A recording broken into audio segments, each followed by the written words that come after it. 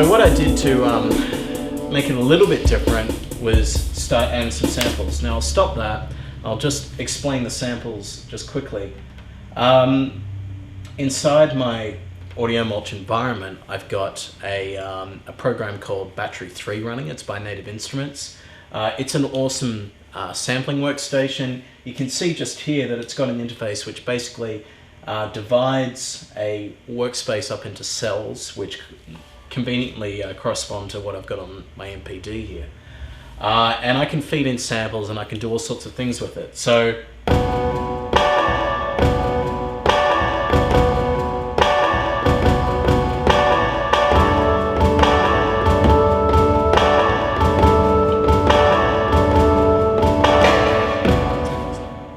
these samples all come off this album. I actually shamelessly pulled them off the original Take My Life version, and those sounds were largely produced by my good buddy Andy Judd. Juddy, I love you very much, and I'm sure you don't mind me walking people through how this happens. And here's the breakdown. I've changed the sounds quite a bit, so I didn't want to be too shameless in my rip-off of it. Originally I was thinking, oh, maybe I'll just take this nice Rhodes keyboard loop and I'll just loop it over and over again, but it just sounded a bit stagnant. So this sound here is actually two layers of the same grab together, and I'll just, this is it here. That's the original pitch of the track. That's the very first hit of the song. So there's a nice kick drum in there and a bit of hi-hat, which is convenient. But what I've also done is I've pitch shifted another layer to 1 octave above. So it just gives it a bit more of a defined harmonic context. So that note's much clearer, because in the context of things, when it's all going, it can get a bit lost. So you can just hear it cutting over there. So just lost my patcher, so I'll just move it over to the side.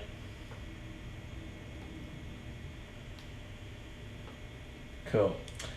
Now that's a keyboard hit with a snare that's been sped up to twice the speed.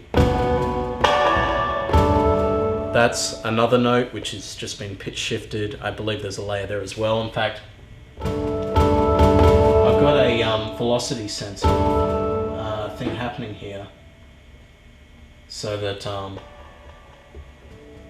if I hit it really softly, then you only get the low octave, but if you hit it hard, then you get both. I've also just got the high octave here, which just gives a bit of a variation. Next thing I did was grab some really lovely strings. There's some gorgeous strings on the track. So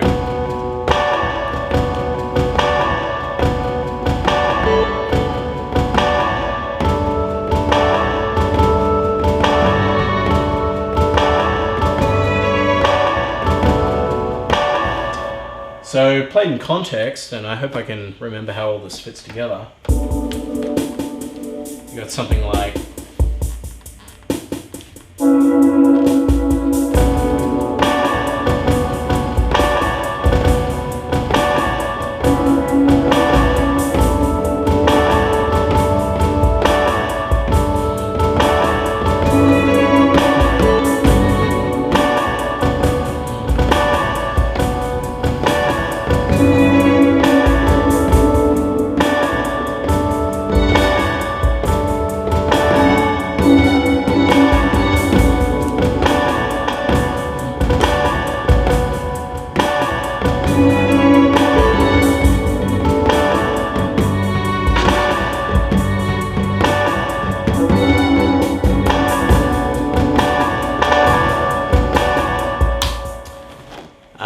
not a perfect performance, but you can hear like it's got a nice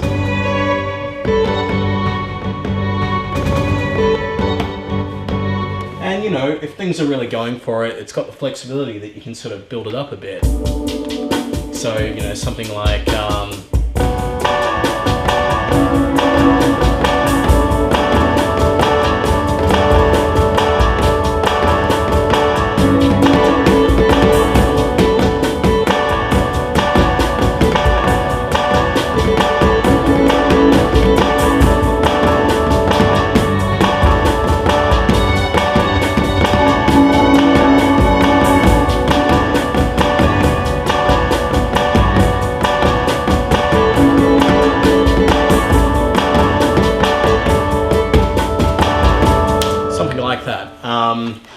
it's still living and breathing like a real instrument. You've got that flexibility. There's a lot of parameters you can build in there that really makes it quite a versatile instrument. So that's all I've got here at the moment. It's been I didn't plan out this scenario too elaborately, so I hope you can excuse the rambling, and I hope there's something in there that maybe you can take away and maybe play with. And yeah, I think more than anything, what we're really keen to see with Soma music is just lots and lots of churches just going, what kind of culture represents my church? Like, what kind of music would represent where my church is at, where my church family is at, and creating music that really represents that. And so maybe this is inspiring. Maybe you think that this would reflect what people are into at your church, or maybe you're into something completely different. But definitely experimentation and yeah, playing with the creative gifts that God's given us is really a key part of that. So do that, and I look forward to hearing from you guys and seeing what you think. Catch ya.